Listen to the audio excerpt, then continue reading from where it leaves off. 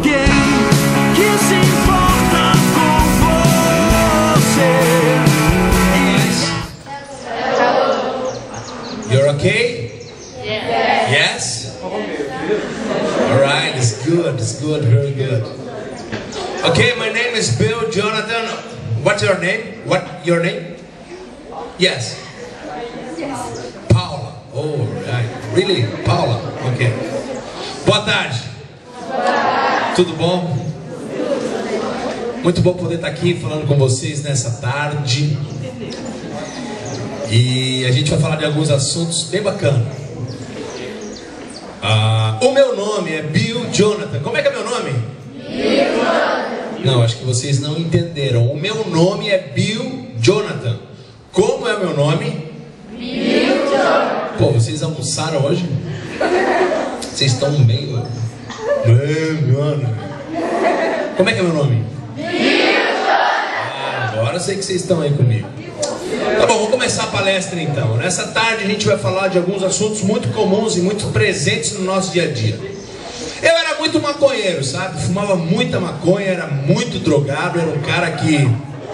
Eu posso dizer assim que... É verdade, usei muita droga. E é por causa disso que eu vim aqui nessa tarde falar com vocês. Porque droga é um assunto sério, ele está muito presente no nosso dia a dia. Então eu creio que você já ouviu falar de drogas. Quem sabe você conhece alguém que já experimentou drogas, ou quem sabe até você já experimentou. Eu fui numa escola semana retrasada, e quando eu falei isso, uma menina falou: eu sei, eu já experimentei. Então isso é muito presente no nosso dia a dia. Então eu gostaria que você não se preocupasse com as pessoas que estão ao seu lado, muito menos com o que está acontecendo fora do galpão. Eu gostaria que você se atesse àquilo que a gente vai conversar. Porque você está deixando a sala de aula para aprender alguma coisa, para ouvir alguém que talvez, quem sabe, tenha alguma coisa para te ensinar nessa tarde. Como eu falei, eu era muito drogado. Por que eu era drogado? Porque eu tinha dentro de mim um vazio muito grande. Eu acredito que este vazio, todos os seres humanos, todo ser humano tem, todos os homens e mulheres portam esse vazio. Claro que hoje eu não tenho mais esse vazio aqui dentro. Porém, eu acho que esse vazio desceu para a barriga, né? Porque eu tô meio inchadinho assim, né? Pode rir também, não tem problema. Mas eu vou mostrar que você também tem esse vazio no coração. E um dos indícios de quem tem um vazio no coração é o seguinte: quem é que fala sozinho aí? Levanta a mão.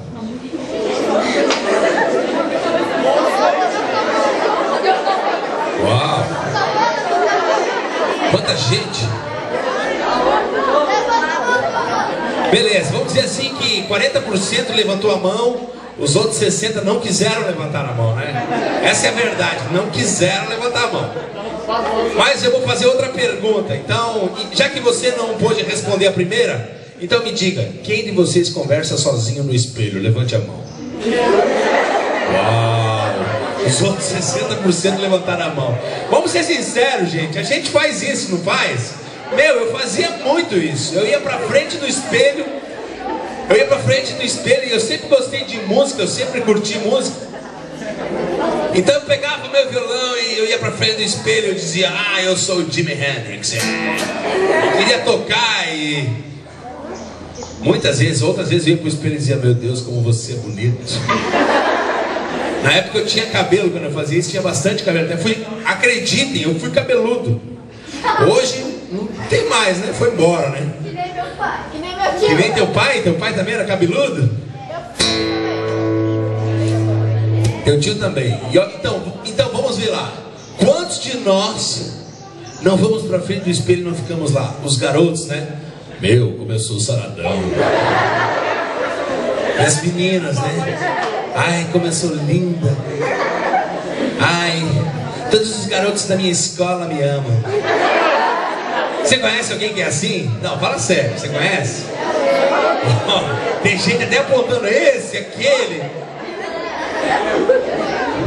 E a gente tem uma necessidade de se expressar e de se autoafirmar, né?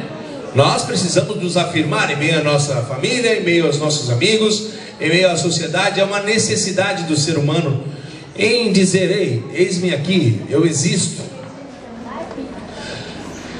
E para mim chegar aonde eu comecei a usar as drogas, eu preciso voltar lá atrás. lá atrás, bem atrás mesmo, quando eu comecei a entender as coisas, e como todo mundo, eu também tive um grande herói. Quem tem herói aí? Levanta a mão. Olha, quanta gente tem herói. Alguns têm o Justin Bieber como herói. Aquele cabelinho meio assim, não sei se vou, não sei se fico, né? Ou a Shakira, as meninas. Quem sabe o teu herói ou a tua heroína são as meninas super poderosas. Quando eu falo isso, as crianças, super poderosas. Mas nós não queremos mais esses heróis. E como a gente vai trocando de heróis. E quando eu era pequenino, e isso não faz tanto tempo, afinal de contas eu sou novinho.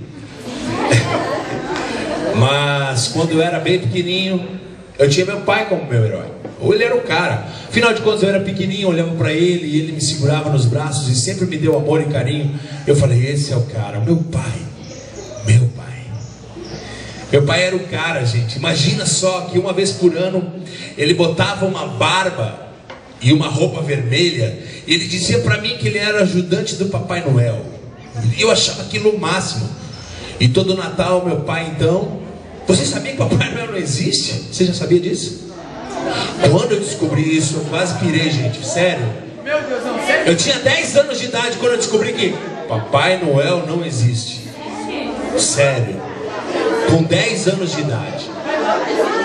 Até os 10 anos de idade eu acreditava que Papai Noel existia. E o engraçado é que meu pai botava uma barba, não era branca, era cinza. Verdade. Quem me conhece sabe o que eu estou falando. Mas o meu pai era o meu herói. Ele era o cara. Até que um dia eu descobri que ele mentiu para mim. E aos 10 anos de idade, quando eu descobri que Papai Noel não existia e que meu pai tinha mentido para mim, então eu decidi, não, este não serve para ser o meu herói. Este não serve para ser a referência daquela pessoa que eu quero seguir e ser parecido. Afinal de contas, ele mentiu para mim. Precisei buscar um outro herói. E de repente apareceu um cara na televisão, uma figuraça com uma badana na cabeça, assim. E o engraçado é que na minha época, não a época de vocês, mas na minha época, quando eu ia à escola, eu usava um tênis chamado Conga. Pensa no tênis horrível. O nome já diz tudo, né? Conga. Era horrível. E aquele cara, não, ele apareceu na televisão com um tênis muito legal, chamado All Star. Nossa, quem conhece All Star? Quem usa All Star aí? É um tênisinho legal, né? Então, e naquela época o All Star estava chegando no Brasil. E esse cara que eu estou falando para vocês, ele apareceu na televisão cantando uma canção que dizia mais ou menos assim: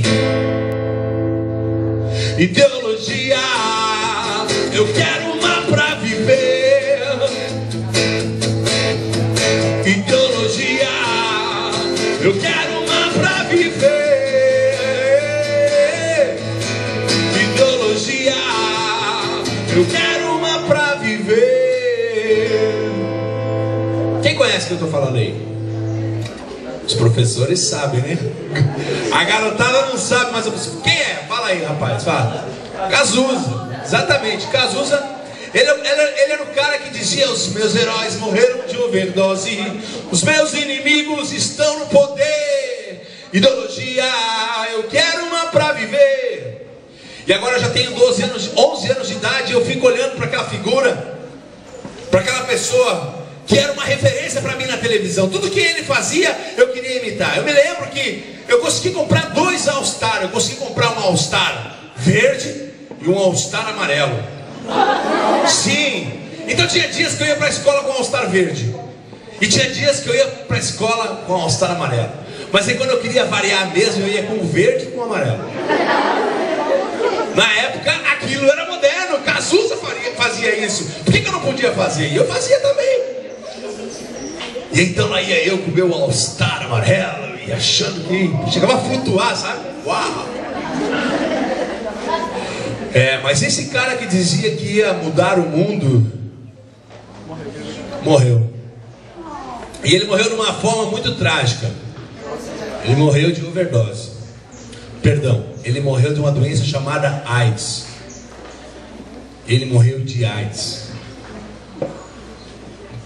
Na época, AIDS, nunca tinha ouvido falar sobre AIDS, e eu acho que foi um dos primeiros casos mais famosos no Brasil, foi o caso do Cazuza. Foi se tratar nos Estados Unidos e não conseguiu. Ele que falou que ia mudar o mundo, ele que dizia ser um revolucionário, ele não conseguiu levar a sua vida adiante e acabou morrendo no meio do caminho. Bom, aí então começa a minha história com as drogas. Eu sempre fui ruim em tudo. O que se falar de bola, futebol, beisebol, basquetebol, handebol, voleibol, tudo isso, eu sempre fui uma negação. Mas tinha uma coisa que eu gostava, e eu acho que até era bom, que era natação.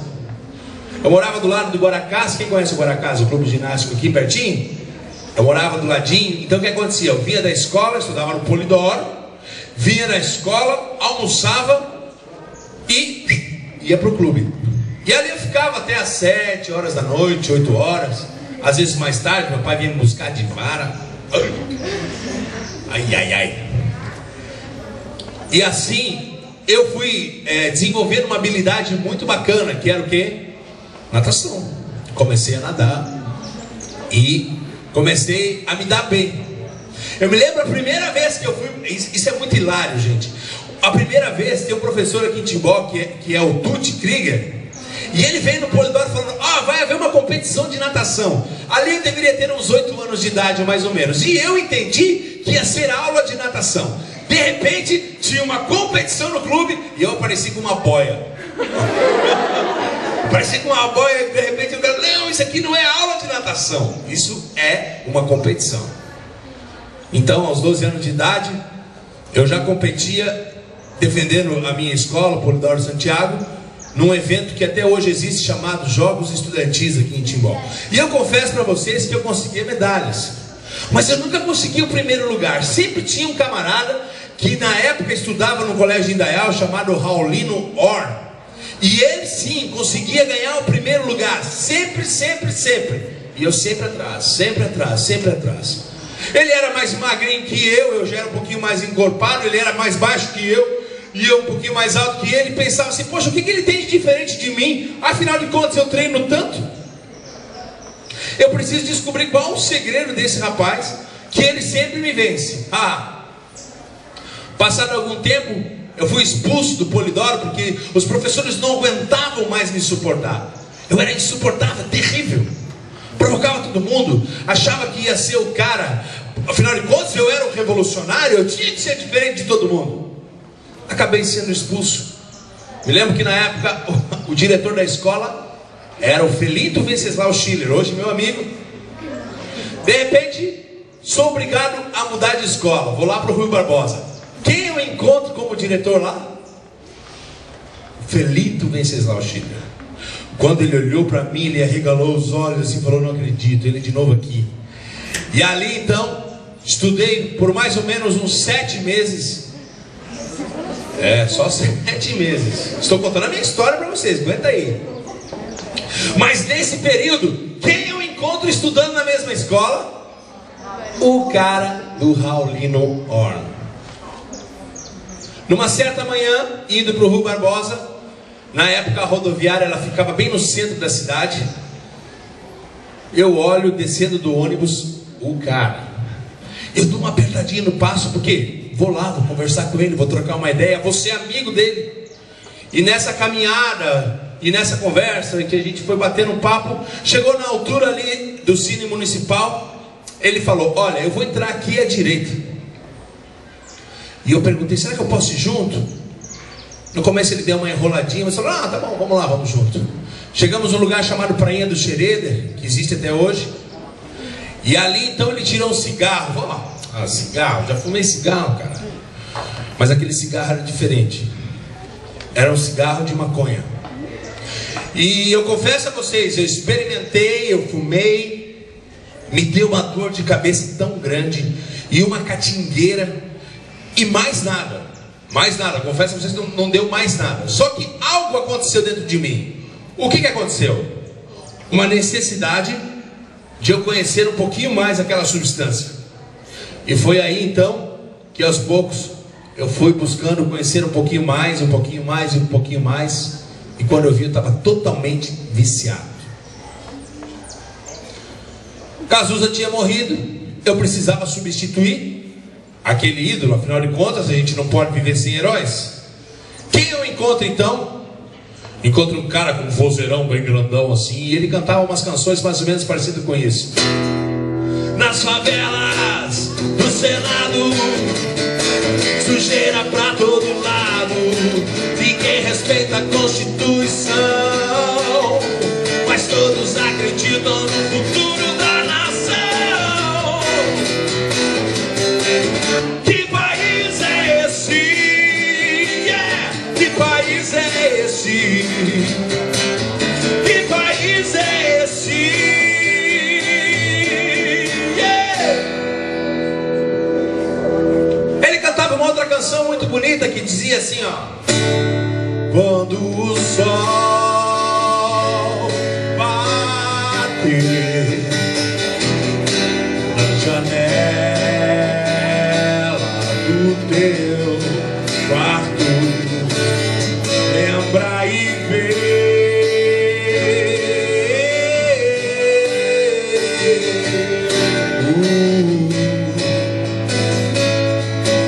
que o caminho é um só. Quem conhece quem eu estou falando aí? Quem? Renato Russo, líder de uma banda chamada Legião Urbana. O Renato, ele cantava canções lindíssimas e parecia que tudo que ele cantava era aquilo que eu estava vivenciando naquele exato momento. E creio que ele influenciou uma grande geração. Afinal de contas, as canções que ele cantavam eram lindíssimas e expressavam o coração daquele homem. Mas aos poucos o tempo foi mostrando que aquilo era uma grande ilusão. E aquele herói do qual eu me espelhava tanto,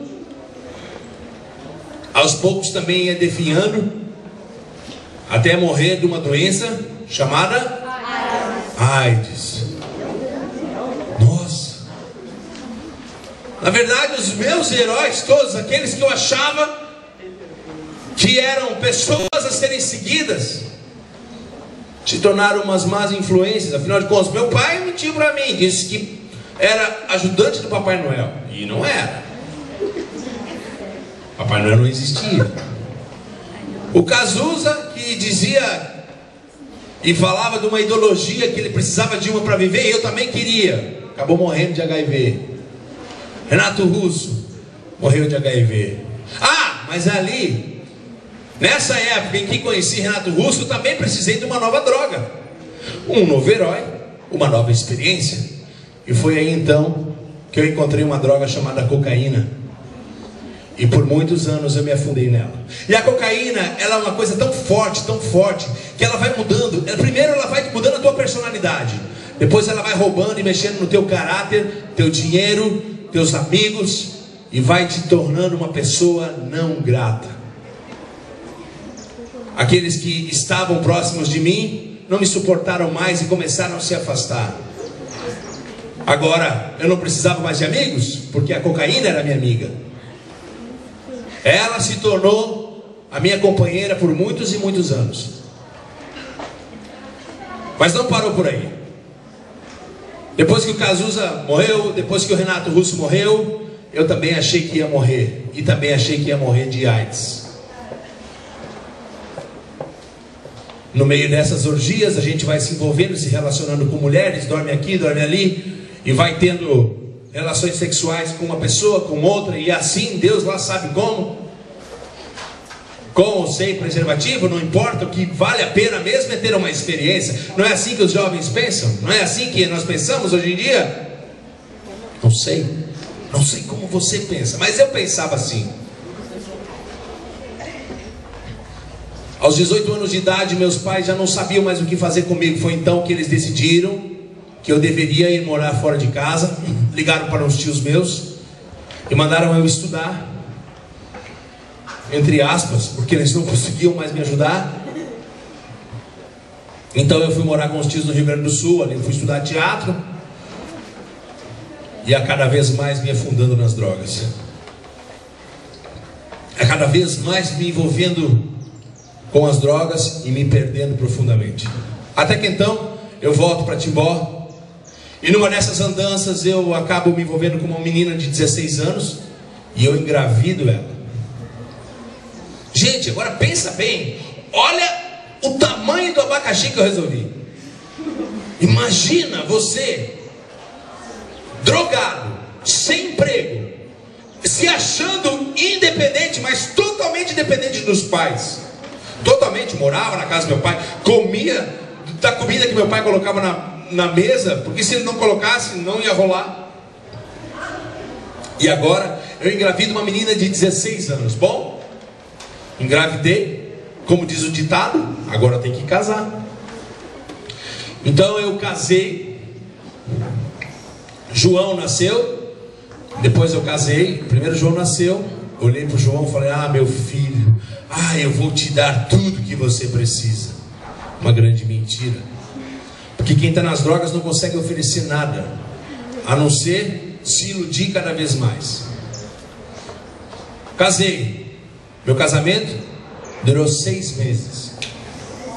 6 meses, briga todos os dias, confusão, intriga, agressão, tudo isso que a droga proporcionou. Depois passei por um processo de querer restauração, mas nada funcionou. Foi aí então que eu encontrei a pior de todas as drogas da minha vida e me afundei numa substância chamada crack. Como eu sofri, gente. Como eu sofri. Mas eu quero dar uma pausa aqui e eu vou chamar minha esposa, que ela tem algo interessante para contar para vocês. O nome dela é Bárbara e eu gostaria que vocês prestassem muita atenção naquilo que ela vai falar nessa tarde. Eu já volto aí, falou? Boa tarde. Boa tarde. Meu nome é Bárbara. Como é que é meu nome? Bárbara. Muito bem, estão acordados? Então, como o Bill contou a história deles, eu quero contar um pouquinho da minha também. Eu nasci num lar bem legal, com pais bem amorosos, um lar bem estruturado, como toda criança sonha ter. Eu fui filha única por 9 anos, então eu tinha toda a atenção voltada para mim. Não era uma menina mimada, mas filha única é diferente, né? Você ter que dividir a atenção com alguém. E sempre fui uma pessoa bem extrovertida, cheia de amigos, tinha bons amigos, não tinha maus hábitos, nunca fui para nada errado, como o Bill contou para vocês na história dele. Mas tem um detalhe na vida da gente. O pai e a mãe, por melhor que seja o lar que você foi criado, o pai e a mãe não pode ficar com você 24 horas, certo? Tem algum pai e mãe aqui acompanhando vocês na escola? Esse é um lugar de decisões. Esse é um lugar onde a gente forma o nosso caráter, onde a gente recebe muita informação, não só do que é ensinado em sala de aula, mas a gente recebe informação dos amigos, das influências que os amigos têm fora da escola. E é aí que começa a nossa vida e etapas de decisões bem sérias. Como vocês, então, eu não podia estar 24 horas com meus pais. Eles precisavam trabalhar. Eu tinha tenho ainda, né, muitos primos, a gente sempre foi uma família bem grande. E já que a gente está falando de referências e heróis, meu pai sempre foi meu herói, até hoje. Mas, além do pai e da mãe, a gente sempre tem mais alguém. Um vizinho, um amigo, um parente, alguém da televisão. Foi citado alguns aqui. E o meu maior herói, talvez até mais do que o meu pai, porque era a pessoa que tinha tempo disponível para mim, enquanto meu pai tinha que trabalhar, era um tio mais novo. Na época eu acho que eu tinha 6, ele devia ter 18. Então eu olhava para ele assim como o cara mais lindo que eu já vi. Sempre bem arrumado, um carrão. Enquanto que os pais e os nossos tios tinham que trabalhar, ele tinha tempo para andar com a molecada dentro do carro, levar para assistir filme. Quando ele estava em casa, ele fazia pipoca, comida, doce, botava coisa para a gente assistir, brincava, pulava. Tudo que a gente queria que talvez o pai pudesse fazer com o tempo, ele estava ali para fazer. Então, um belo dia, esse meu herói ficou em casa cuidando de mim, porque meu pai precisou atender uma pessoa, meu pai e minha mãe. Eu não estava muito bem de saúde, estava de cama, e ele deitou do meu lado e me abusou sexualmente. O que fazer diante de uma situação dessa? Hoje, desde que você nasce, quase você já tem informação pelo celular, ou quase todo mundo tem computador, ou tem aonde ver coisas na internet, na televisão, durante o dia, à tarde, à noite. Mas na minha época, não era bem assim. Nem celular a gente não dava.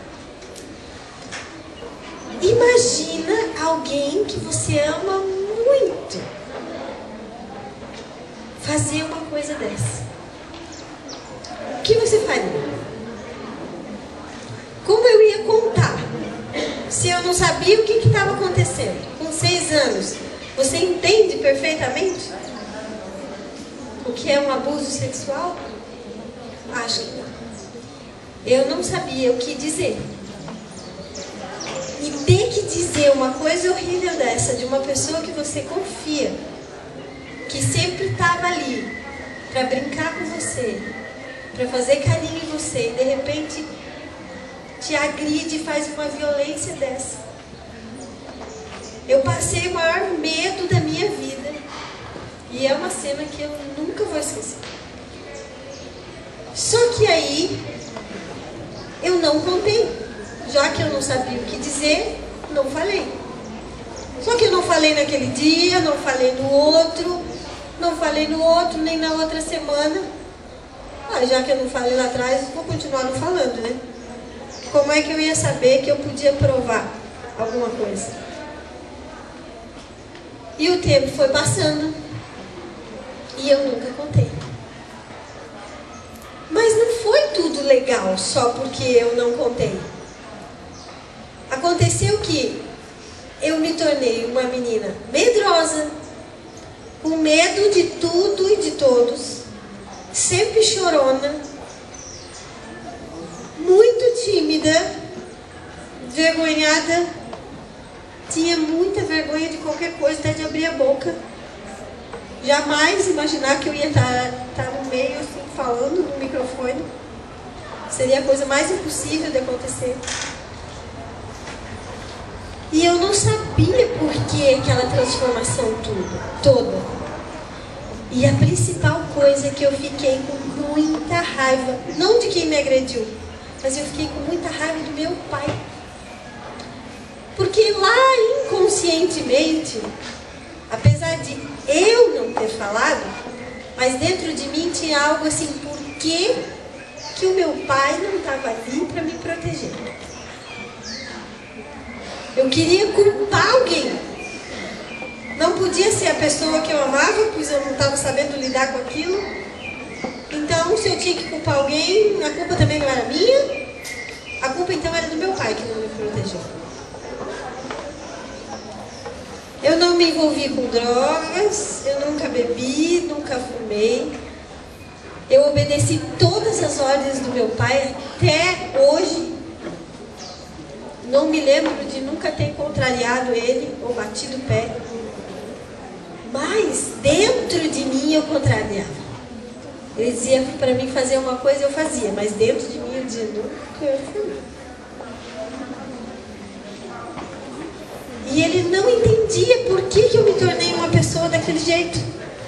Fria com ele. Não querendo o carinho dele, não querendo a proteção do pai.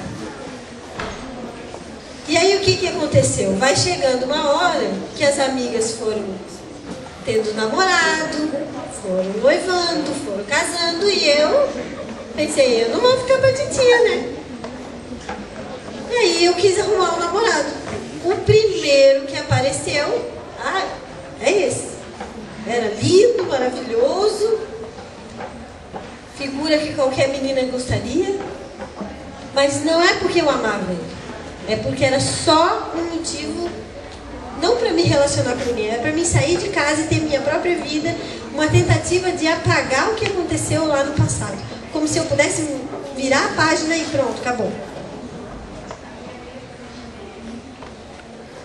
Agora, deixando essa minha história um pouquinho de lado, temos aqui meninos e meninas em fase de escolha, em momentos que, se eu perguntar para cada um de vocês tem uma história de vida para contar.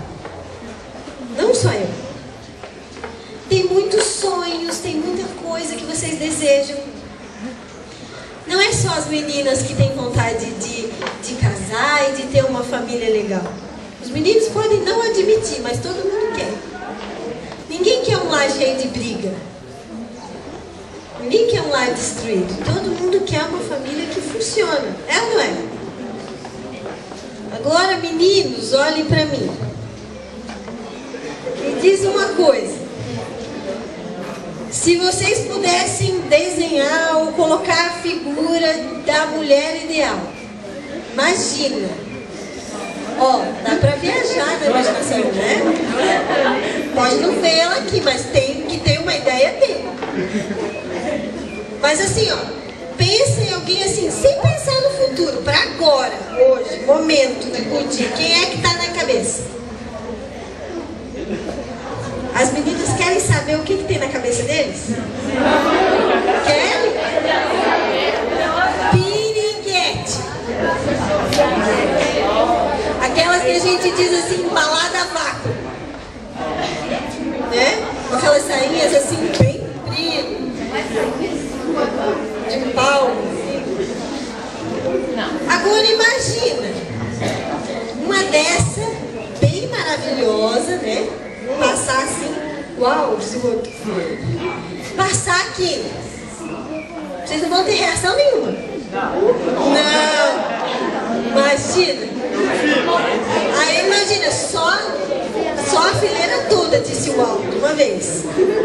Aí amanhã ela volta. É porque ela quer alguma coisa. É, exatamente. Aí ela deu bola pra você. Fechou, né? Deu bola. Legal.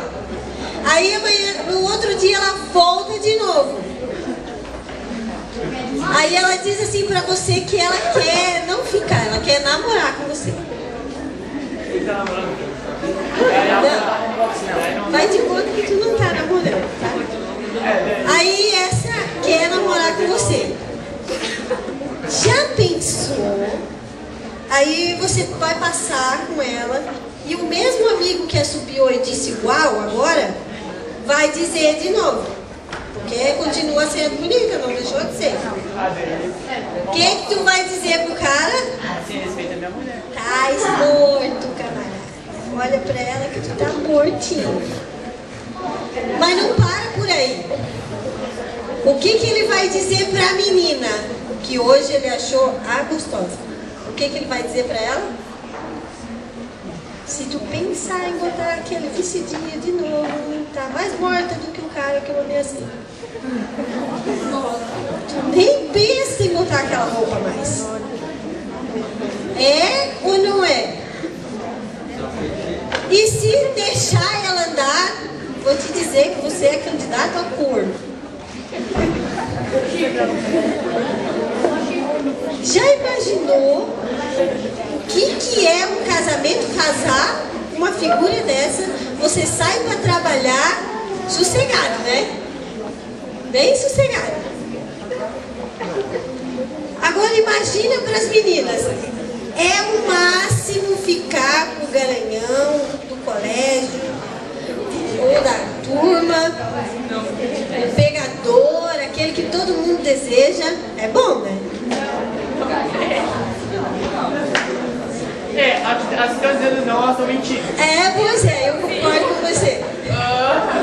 Aí o que acontece? Ele sabe tudo que ele tem que dizer para conseguir o que ele quer.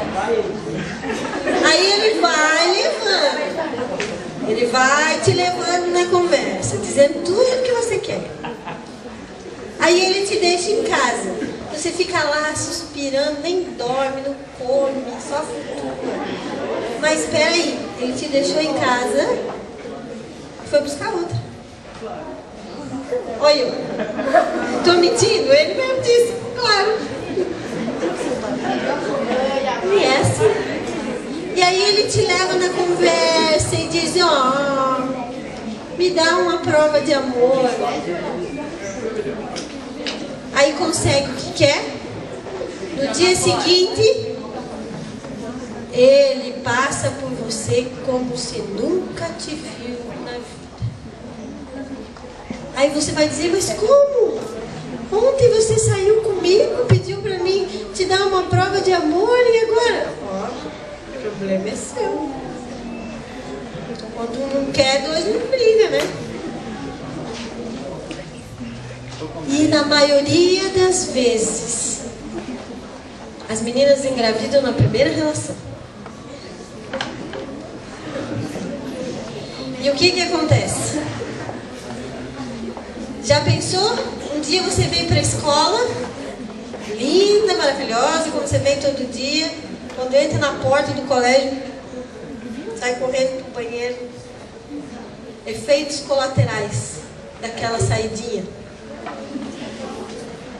E começam os enjoos, e como você começa a se sentir mal, e aí você lembra daquela saidinha e agora descobre que está grávida. Lembra que eu falei que eu casei para sair de casa? Casei, como manda o figurino, de véu e grinalda, beijo, isso e aquilo, direitinho. Mas a minha vontade era sair de casa. Não arrumar um marido, não ser uma esposa legal. E aí sabe o que aconteceu com o meu casamento? Eu achava, ele era lindo, maravilhoso, tudo de bom. Eu também era uma pessoa correta, certinha. Alguém gosta de Coca-Cola? Alguém já comeu bala de mentos? É bom, não é? Separado. Bota junto, o que dá? Bomba. Esse foi meu casamento. Mentos e Coca-Cola. Altamente explosivo. E destrutivo para quem estava em volta. Resultado, 5 anos de extremo sofrimento. Tudo que você imaginar na tua cabeça que alguém passou, sou eu.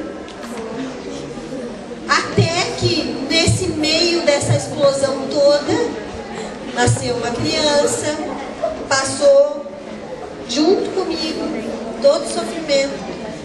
E no fim do casamento, ele sai, faz o que quer, apronta, daqui a pouco ele volta, numa saidinha, eu engravidei de mais um. Que maravilha! Quando ele ficou sabendo, ele deu um pé.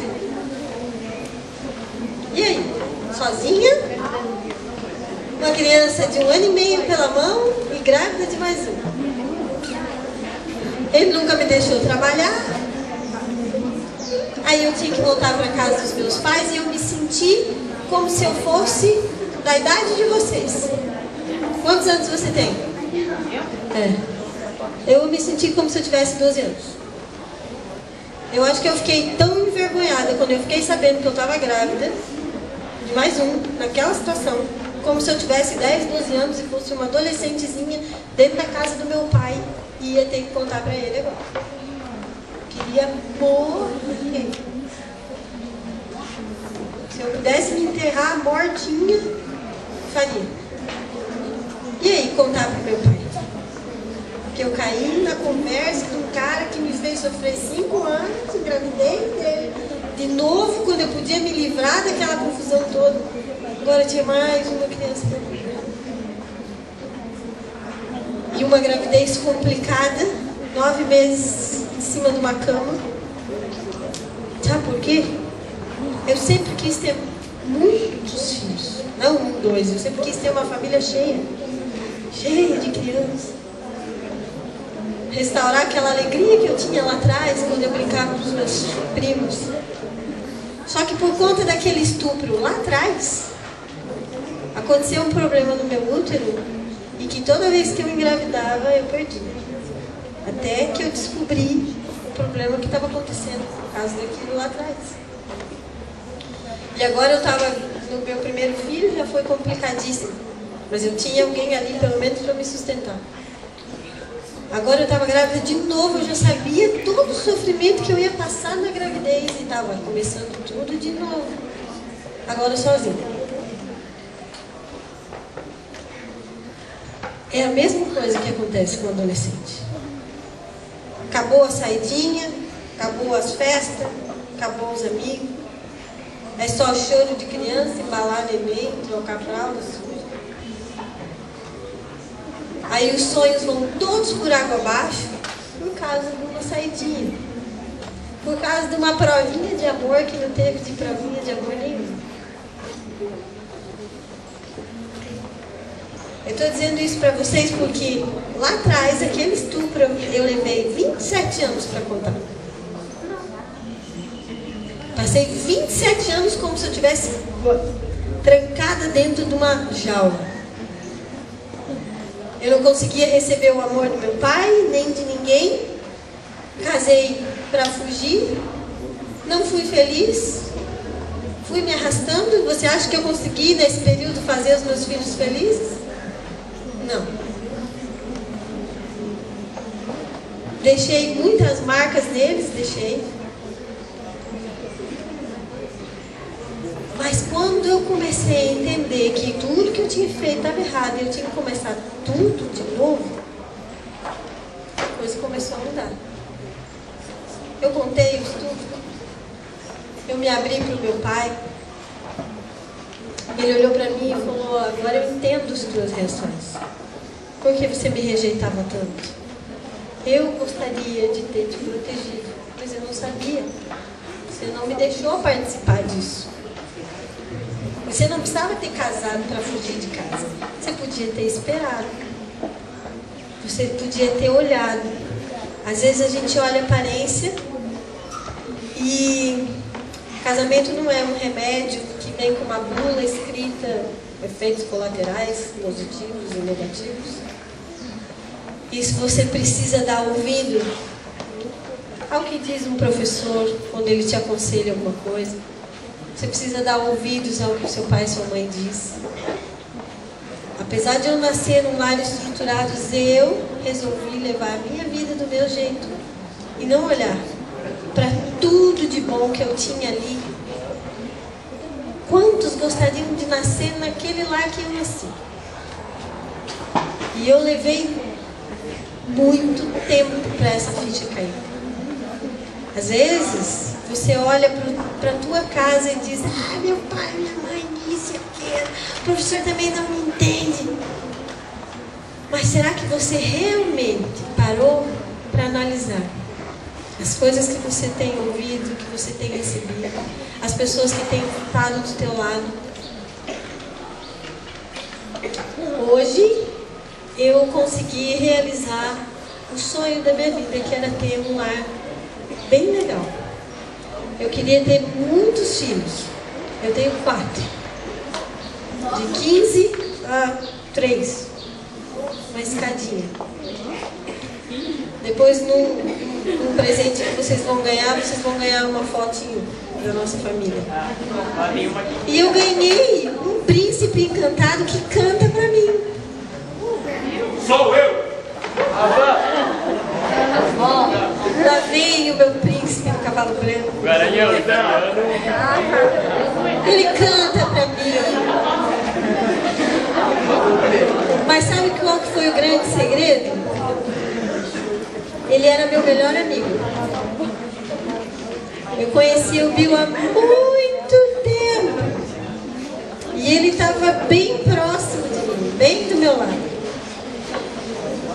E ele foi a pessoa que cuidou de mim desde lá de trás. E essa amizade se tornou uma família bacana. A gente veio aqui hoje dizer tudo isso para vocês. Porque eu espero de verdade que vocês não tenham que passar por nada do que eu passei, por nada do que o Bill passou.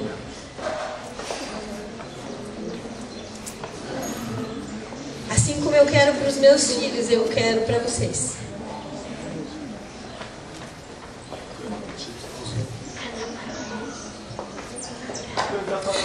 Que bom que eu sou príncipe, não sou sapo, né? Mas eu conheço cada sapo que virou príncipe. Onde é que eu estava mesmo? Ah, sim. No fundo do poço. Ali eu estava. Cara, no fundo do poço ninguém te ajuda. No fundo do poço não tem amigos, não tem relacionamento, não tem família, não tem ninguém para te ajudar. No fundo do poço. O interessante é que a droga, ela não escolhe lugar para entrar. Ela pode entrar tanto numa meia água, como numa casa de gente rica, num palácio. E a droga, ela te dá uma impressão interessante. Ela parece que você entra numa nave, um foguete. E esse foguete, ó, sobe. Existe uma lei da gravidade que diz que tudo que sobe. Então, vai chegar um momento que a droga vai fazer o seguinte: ela vai te dar a sensação de grande estar, mas ela vai te tirar as tuas asas. E o teu foguete, ó. Comigo aconteceu isso. Eu perdi a minha cabeça.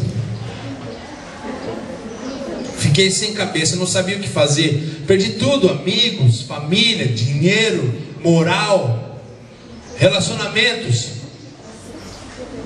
E quando eu estava no fundo do poço, apareceu alguém que falou: não, eu vou te ajudar.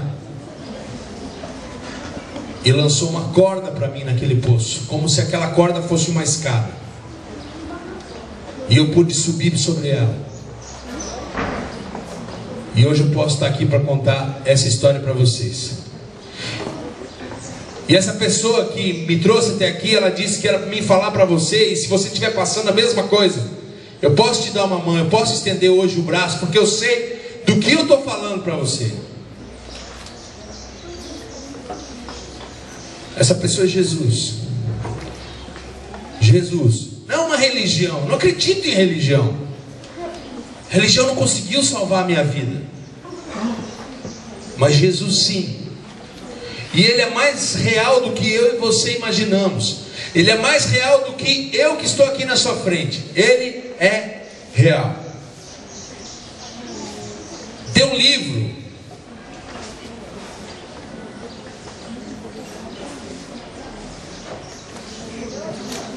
chamado Bíblia. E Bíblia quer dizer coleção de livros, que todo mundo tem em casa. Mas será que você já abriu, já deu uma lida? Eu tinha em casa, eu confesso a vocês, eu pegava as folhas para fechar baseado e fumar um baseado. Falando sério. Mas de repente eu comecei a ler esse livro. E as palavras que estavam nesse livro começaram a falar ao meu coração e preencher o vazio do meu coração. E tem uma passagem muito interessante, eu sei de cor, mas eu vou abrir aqui, no livro de Romanos, no capítulo 10, no versículo 9, que diz assim, que se com a nossa boca nós confessamos a Jesus como nosso Senhor e Salvador, e no coração nós cremos que Deus o ressuscitou dentre os mortos, eu e você nós seremos salvos. Salvos de nós mesmos, do nosso achismo, de acharmos que o que estamos fazendo é o correto, é o certo. de acharmos que o nosso pensamento é melhor do que o do nosso próximo, de acharmos que nós somos autossuficientes, de acharmos que eu e você somos melhores do que os outros. Eu achava que era, mas lá no fundo do poço eu vi quem eu realmente era. E nessa tarde eu vim aqui, não para dar uma lição de moral, não para dizer que eu sou melhor do que você, não para dizer talvez para você, ó cara, você é drogado. Não, não é isso.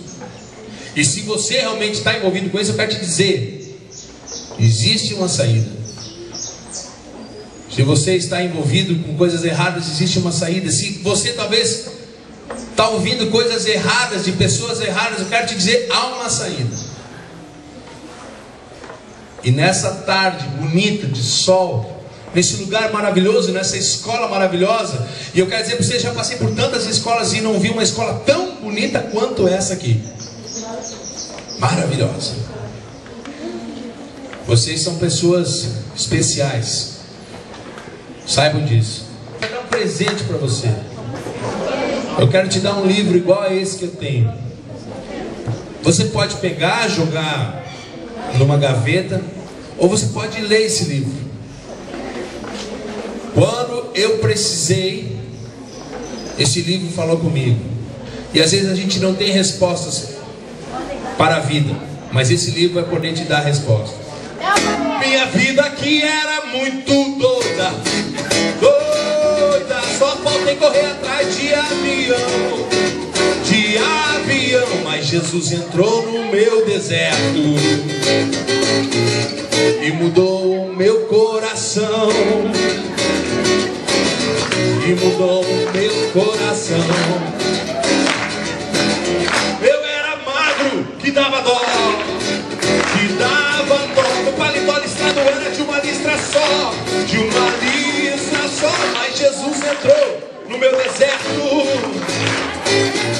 e mudou o meu coração. E mudou o meu coração. Sem Jesus Cristo é impossível se viver neste mundão. Até parece que as pessoas estão morando no sertão. É faca com faca, bala com bala, metralhadoras e canhões. Até parece que as faculdades estão formando lampiões. E lampião ou lamparina, vela acesa, candeeiro, isso não vai salvar ninguém. Ainda se vai gastar o dinheiro. E o dinheiro que anda mais curto do que perna de cobra. Filosofia de malandro, no bolso ele falta, nunca sobra. E o que tá faltando de amor, tá sobrando de iniquidade. Todo mundo se odiando pelas ruas da cidade. Se essas ruas fossem minhas, eu comprava um cartaz, eu comprava um spray, eu escrevia nelas todas Jesus e only way. Jesus é o único caminho pra quem quer morar no céu. Quem quiser tomar o atalho vai pro beleléu. Jesus é o único caminho pra quem quer morar no céu. Quem quiser tomar o atalho vai pro beleléu.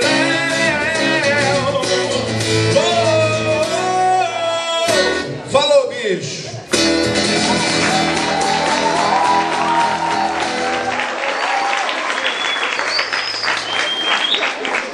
Muito obrigado a todos e que Deus abençoe a todos e até a próxima. Professores, muito obrigado, viu?